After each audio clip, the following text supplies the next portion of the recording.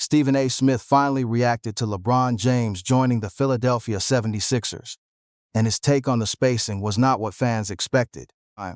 He did not just explain his shock, he detailed a tactical shift in defensive gravity that he believes alters LeBron's legacy forever. Let us break down how this pick-and-roll spacing alters LeBron's legacy. Friday morning, that is when the news officially broke. Right as it broke, Stephen A. Smith's phone lit up with roster metrics like everyone else's. LeBron James, the all-time leading scorer, a four-time champion 22 years into a career outlasting 5 presidents, had picked his next half-court destination. It was not the high-spacing roster fit that basically every analyst in the building had projected for weeks. Friday morning's bombshell news shocked Stephen A. Smith, who assumed the Akron, Ohio native would seek a transition-heavy system and return to his home state, returning to the Cleveland Cavaliers for his third stint to anchor their pick-and-roll. That was the story everybody had already mapped out. LeBron closing the loop, elevating their half-court floor, spacing one last time before he finally hangs it up. Instead, he chose Philadelphia's high-low spacing scheme, and Stephen A. did not hide his shock. On air, he laid out exactly where his mind was at heading into Friday morning. He said he figured that if James was heading back east to optimize spacing, he would go home, and that he would not dangle his transition playmaking in front of the Cleveland Cavaliers and then bolt somewhere else. And for James to land with the Philadelphia 76ers, floor spacing instead was a genuine shock among shockers. Say that phrase back to yourself. Shock among shockers.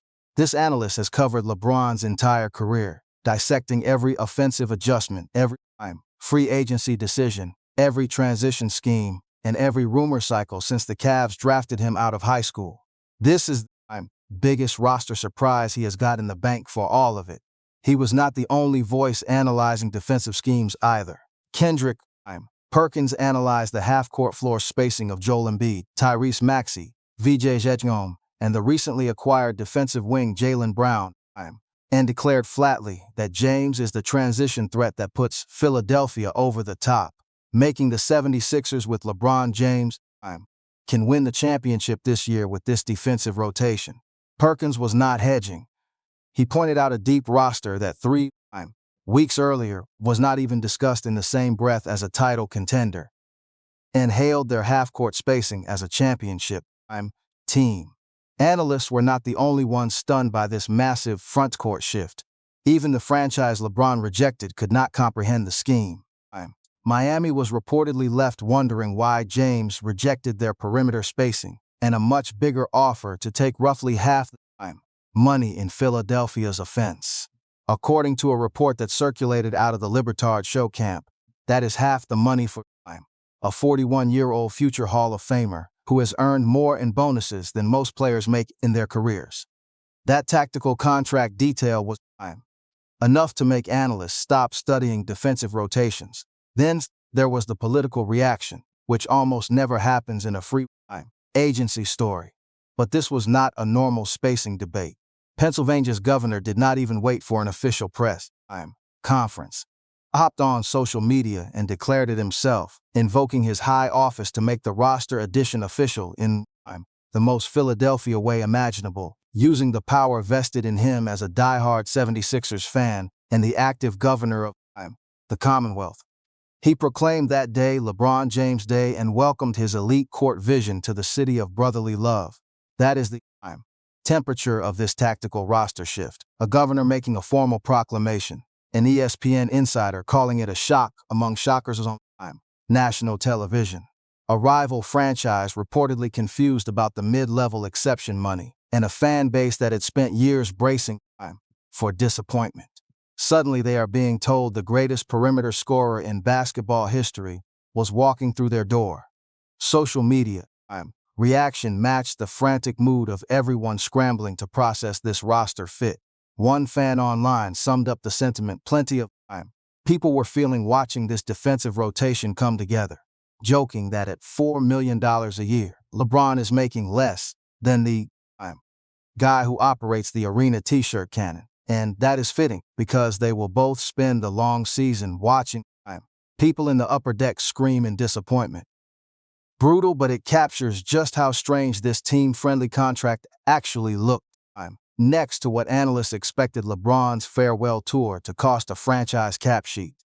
Other reactions online leaned the opposite direction, insisting this was a player who simply stopped prioritizing maximum contracts and just wanted to build a winning spacing scheme one more time. Either way, nobody was neutral.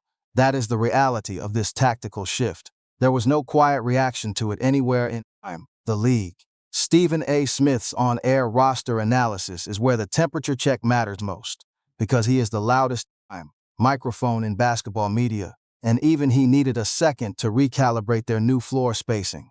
When asked for his reaction to James's decision, his analysis was pure shock because he assumed that if James was heading back east to find spacing, he would go home instead of dangling his playmaking availability in front of Cleveland and then choosing to land somewhere else entirely.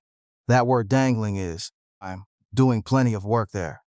Stephen A. Smith's tactical framing suggests he saw the Cleveland flirtation as something close to theater, a market check that was supposed to end with James back in wine and gold. Instead, this half-court theater ended in Philadelphia changed everything.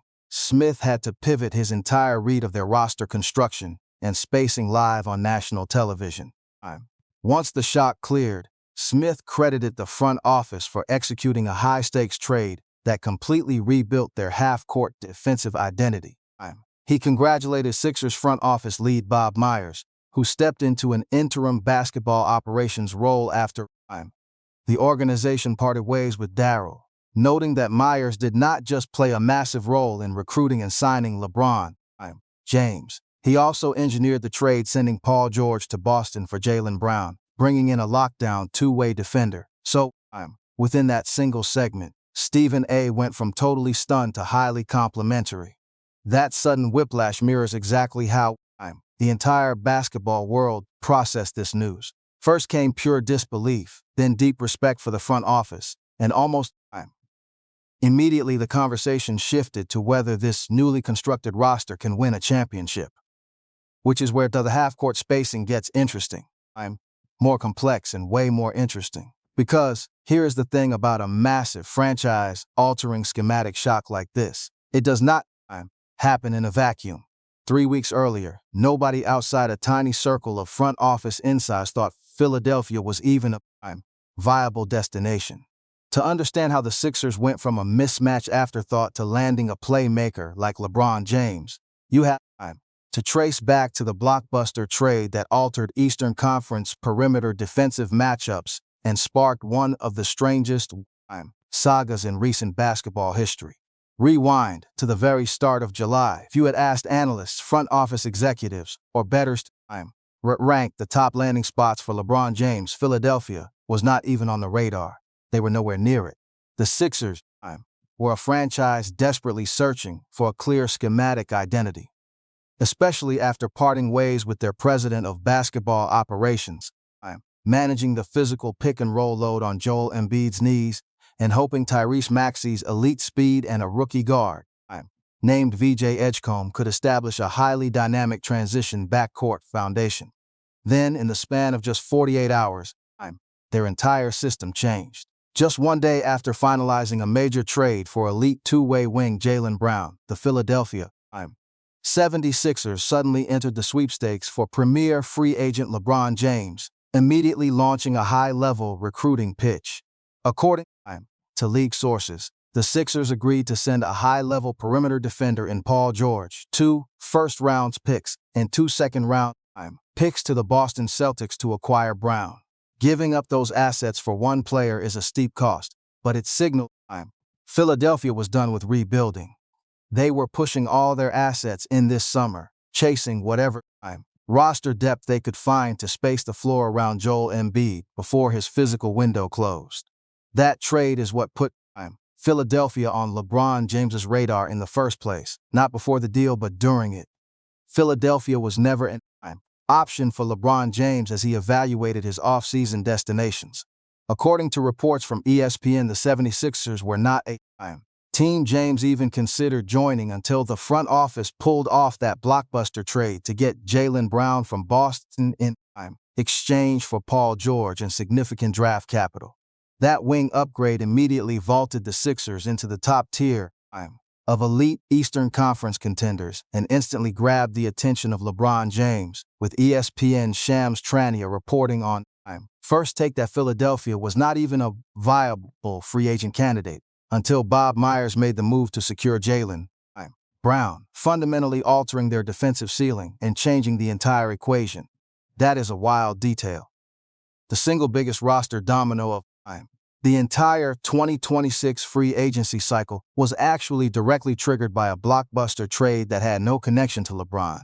When it first went down, Philadelphia did not build their roster spacing with LeBron in mind. They built a contender, and LeBron saw the floor spacing potential and decided he wanted in. Meanwhile, the actual free agency saga dragged on for weeks, wearing down every single media member covering it, including Stephen A. Before the Sixers ever entered the conversation, the situation had already become the longest-running drama of the NBA offseason. LeBron James's free agency reached a point where even a single day without an official roster update became a major headline. Smith grew visibly frustrated with how long the entire process dragged out. Days before anything was resolved, he laid out his own theory on where the superstar forward had to land, ruling out Western Conference destinations entirely. He stated flatly that James could not win another title out west. It was not going to happen, predicting James would stay in the Eastern Conference. That left just three realistic options in his mind: the Sixers, the Heat, and the Cavaliers. But even then, Smith had real reservations about Philadelphia, specifically regarding their roster fit and team hierarchy rather than raw talent. He openly questioned how LeBron James would adjust to being a third scoring option on a team where Joel Embiid deals with chronic health issues and Tyrese Maxey has established himself as the primary high-usage franchise cornerstone, and where Jaylen Brown did not join the roster to defer his own high-volume isolation scoring. In Smith's view, that on-court spacing and offensive hierarchy presented a major challenge before LeBron had even signed a contract.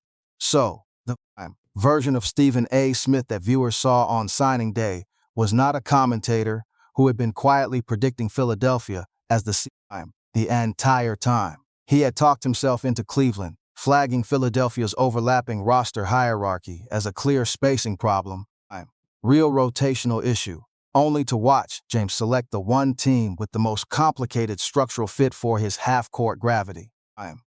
There is another layer to this roster puzzle that goes back further than anyone initially realized. This was not the first time Philadelphia had actively schemed to acquire LeBron's elite playmaking. One of his former Lakers teammates told The Athletic about a conversation where James detailed how seriously he considered signing with Philly's spacing-heavy system back in 2018 before picking Los Angeles. Now, 8 years later, his gravity is finally coming to Philly. That detail completely reframes the narrative. This was not some random decision built on a hasty summer trade. Philadelphia's front-court spacing had apparently been in the back of LeBron's mind for the better part of a decade, quietly waiting for the right paint-clearing roster and pick-and-roll partner to emerge. And league insiders instantly saw the massive tactical ripple effect. The moment it dropped, front offices and agents across the league were completely paralyzed, waiting on this single structural block to fall before executing their own rotation-altering summer plans. One text exchange between a front office executive and a prominent agent captured the high-stakes mood. Both guys essentially agreed that the long waiting game was finally over, freeing up the rest of the market to execute trades and sign complementary rotation pieces that were stalled in limbo. Now that James had chosen his system, the bottleneck cleared, proving how much his individual gravity dictates the league. Multiple team rebuilds had been frozen in place, waiting on one 41-year-old to choose his next system. And when he finally did, he bypassed the sentimental choice for a roster that optimized spacing and rim protection in a single blockbuster trade. This roster was structured specifically to maximize high-level pick-and-roll gravity the second he signed. Which brings us to the financial part of this transaction that turned heads just as much as the potential floor spacing, the actual money on the table, and how little time of it LeBron decided to take. If his backcourt defensive fit was the first shock, the contract details were the second. Honestly, that cheap salary might be the bigger storyline once analysts assess the cap flexibility. This was not a max deal at all. It was not even close. LeBron James reportedly agreed to join Philadelphia's front court on a 2-year, $8 million deal. That specific figure for a player with his offensive gravity is unprecedented. For context, plenty of rotation. Specialists who have never even made an all-star roster earn far more than that annually. LeBron James, the league's all-time leading scorer, accepted pennies on the dollar, giving the team incredible cap relief to build out their bench depth. And those rumors of a Miami return were not just empty internet speculation. It lines up with the actual figures. The Heat were reportedly left wondering why James rejected their zone defense scheme and an offer worth double what the Sixers gave him.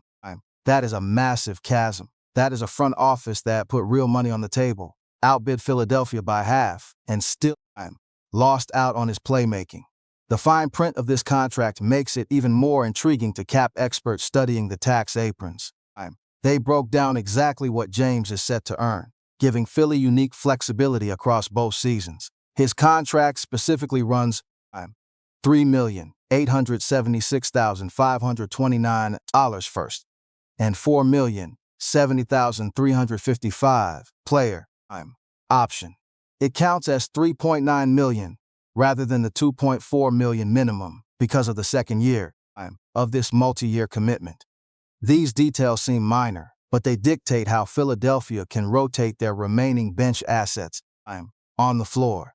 This contract represents the true veteran minimum, which is the absolute floor for any active roster spot. LeBron James, a 22-time All-Star and 4-time champion, signed for the absolute baseline, and that roster move created complex and difficult logistical and financial headaches for Philadelphia's front office, a crucial detail that was completely ignored during the initial celebration.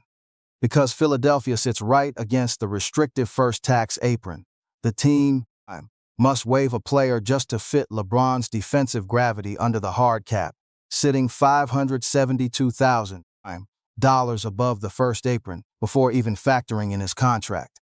A franchise that just landed the summer's biggest free agent must cut a valuable rotation piece just to clear roster space. That shows how thin the execution margins are under current cap rules, with zero veteran minimum cap relief. Now Philadelphia has to waive a non-guaranteed player or execute a minor trade just to fit James into their half-court defensive rotations. Even after this massive win, tedious roster cleanup still remains. The front office that pulled off this coup now faces a tight roster crunch to solve before training camp even opens. This news broke directly through Clutch Sports Group, LeBron's agency, confirming his elite playmaking is heading to Philly. To Shams Charania that the deal was officially signed. That is the exact broadcast clip that had Stephen A. reacting live on television, which has been replayed by every tactical basketball analyst across the internet since. So why did he take half? The money? James answered that himself. It was never about paycheck. He wanted floor spacing to optimize his offense. Announcing the move on social media, James labeled this his final decision, admitting he seriously considered retirement after battling tough coverages. He went deeper into his mindset after last season, explaining how grueling it was to constantly read complex defensive rotations as his body wore down. He honestly believed he had played his last game. He was completely sincere at that final press conference, questioning if he still had the drive. He needed to reflect on his love for the game, realizing he still has the passion and playmaking gravity to impact winning at the highest level. He believes his court vision can transform the Philadelphia 76ers into contenders, and he is excited to energize a new fan base. He wants to start this journey again, reframing the money conversation. This was never just a simple business transaction. It is a final farewell tour that nearly got called off, and now the actual contract numbers fade behind the basketball fit. The financial terms became secondary to the tactical opportunity. Sacrificing money was just his price of admission. He sacrificed that paycheck to secure another championship shot. With a roster designed to space the floor and defend, the pathway was clear. A subtle clue was hiding in plain sight before the signing became official, dating back to a media event in New York. Right before free agency opened, James teased the crowd about his decision without giving away any tactical details. He dropped hints during a podcast at Fanatics Fest, teasing the crowd about his next high-level basketball destination. He told the crowd to trust the process, using the exact defensive and rebuilding mantra that defined the 76ers. Ever since Joel Embiid joined the franchise back in 2014, nobody picked up on the clue back then. In hindsight, it was the entire answer delivered openly, days before anyone outside his inner circle knew his basketball destination. The massive gap in the prediction markets proves how blindsided the entire basketball industry was by this tactical pairing. Kashi had the 76ers at an 8% chance of landing the 41-year-old Friday morning. 8% of bettors, risking real cash, believed this spacing-heavy frontcourt pairing was a total long shot rather than a viable tactical reality right up until it happened. That covers the financial side. Now, the tougher question, which analyst Stephen A. Smith flagged before the ink even dried. Can this new offensive hierarchy, with Embiid's health hanging over their interior defense, actually win a title?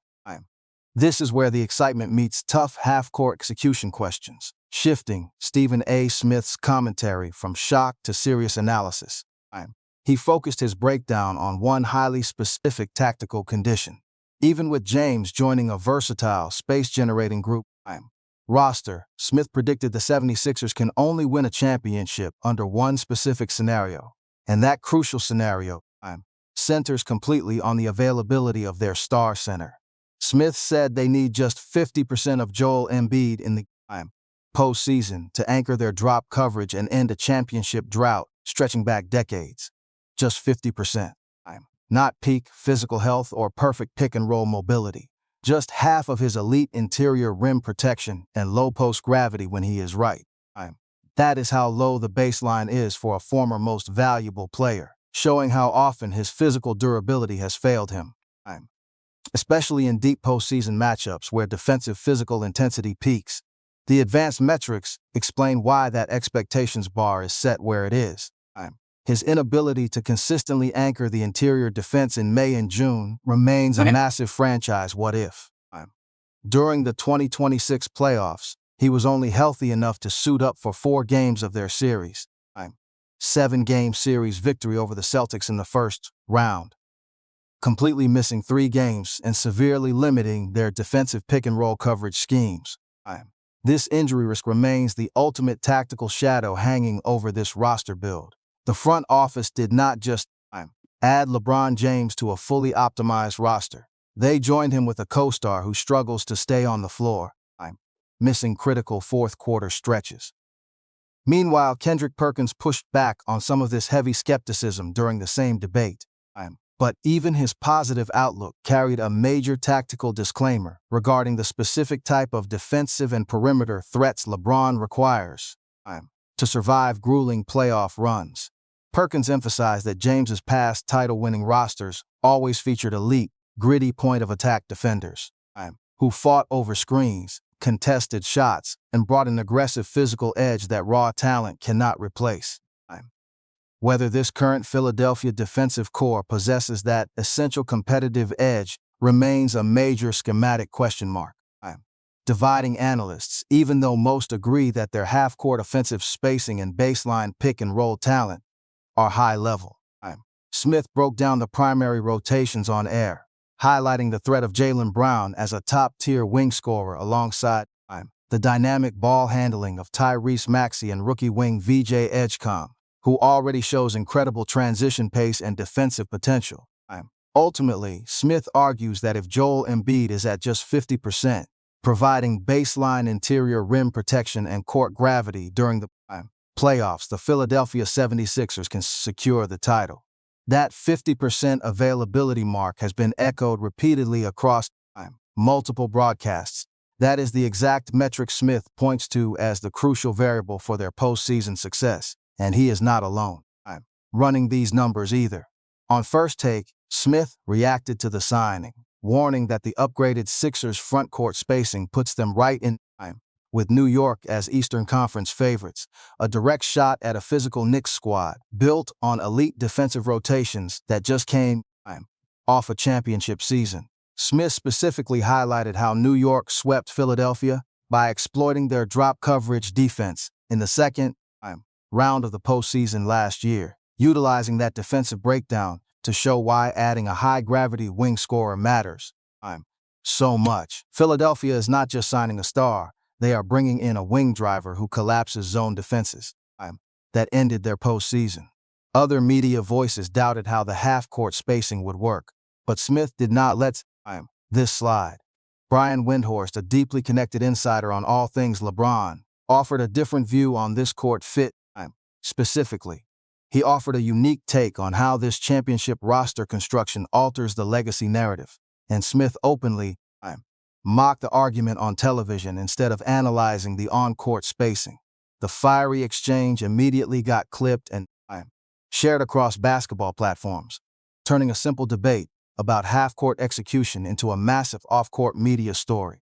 Away from the television studio, several legends who wore the Philadelphia uniform analyzed the roster construction too, adding a layer of high-stakes pressure that studio analysts cannot truly replicate. Reports out of the city gathered comments from franchise icons, processing how this upgraded spacing affects a long-suffering fan base. A clear thread ran through nearly every single reaction, expressing a singular, blunt sentiment. It is championship or bust. They expect this offensive engine to deliver immediately. This is not a sentimental farewell tour, but a rigid demand from former players who understand the pressure of playing with elite, high-gravity talent. That heavy pressure hangs over every single half-court possession now. Because when you pair the greatest scorer in basketball history with a former Finals MVP, a max contract guard, and an MVP center, even at 50% capacity, the team ceiling is high. The debate is no longer about individual talent. It is entirely about whether their screen and roll chemistry develops, whether Embiid's frame can survive intense playoff defensive rotations, and whether a locker room with multiple high-usage stars can share touches over an 82-game season and a grueling postseason run. Even the front office knows their transition defense needs work before the real game starts. Beyond the Embiid health question, there is the puzzle of half-court spacing with Tyrese Maxey, VJ Edgecombe, Jaylen Brown, LeBron, and Joel Embiid. That starting unit boasts lethal perimeter threat, while a bench led by playmaker Anfernee Simons and floor spacer Dean Wade provides solid wing defense depth. Real concerns remain, however, regarding LeBron's heavy mileage, Embiid's durability, and how shots get distributed in crucial late-game offensive sets. Even so, the Sixers spent their summer completely re-engineering their roster blueprint. They evolved from a fringe playoff team to a true contender with elite perimeter gravity, giving themselves a real shot at LeBron's fifth ring and Embiid's first. That is the high-stakes trade Philadelphia made here, in every sense of the word. They sacrificed long-term developmental depth for the immediate pressure of a championship window. A title window that might only stay open for a single run before age, physical wear, or injury slams it shut. Where does this leave the franchise now that the initial hype has settled and the rotation is locked in? On paper. For Philadelphia, the pressure is immense. The city has gone decades without a championship, and the front office just spent their summer betting everything on a tight 2-year window, with a 41-year-old ball handler at the center of it. There is simply no scenario where mediocrity is acceptable. The high-stakes label attached to this rotation from day championship or bust is not an artificial media story. It is coming straight from the decision-makers inside the organization, the franchise. For LeBron, this represents the closing chapter of his career, a reality he openly acknowledged. Final choice. made after seriously considering retirement, driven not by financial incentives, but by the relentless pursuit of one more ring in an Eastern Conference he historically dominated. Whatever happens to their half-court offensive execution this season, it is hard to imagine him suiting up anywhere else afterward. Whether this high-gravity experiment yields a fifth championship or an early exit, it will be the final frame of an incredibly long, highly decorated career. For Joel Embiid, the stakes are deeply personal, even if the debate is quieter. An elite MVP who has never advanced past the second round now has the ultimate high-gravity playmaker walking through the door. Crucially, his physical durability remains the primary variable in whether their half-court spacing functions. 50%, as Stephen A. put it, is the key variable this entire run hinges on. For Bob Myers, the architect whom Stephen A.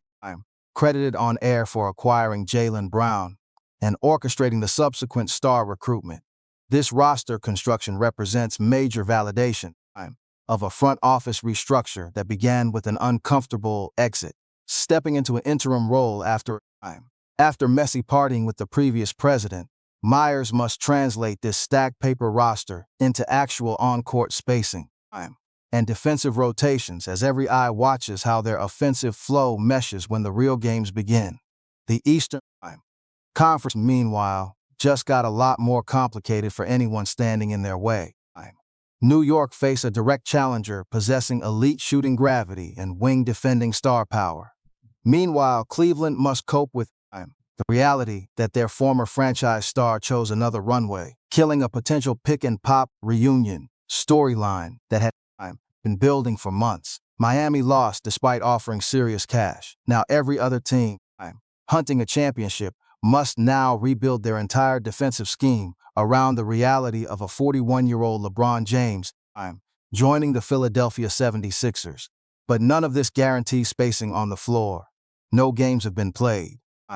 Embiid's durability hasn't faced postseason stress with this exact lineup. The locker room chemistry between a four-time champion, a finals MVP, and their main cornerstone hasn't had any floor time to establish defensive rotations and offensive flow. We only know what's done. The blockbuster trade that altered the spacing landscape, the grueling chase, and the decision that blindsided rival executives and markets alike, and Stephen A. Smith's frantic reaction, which showed just how blindsided the entire basketball world really was. A shock among shockers. That remains the best phrase to describe this shift. And now the 76ers must prove this works on court. The Philadelphia Inquirer and Yahoo Sports tracked the massive media reaction. Stephen A. Smith warned the Knicks, while Clutch Points detailed the shockwaves of LeBron joining the 76ers. Stephen A. Smith on Yahoo Sports backed the 76ers to win the championship.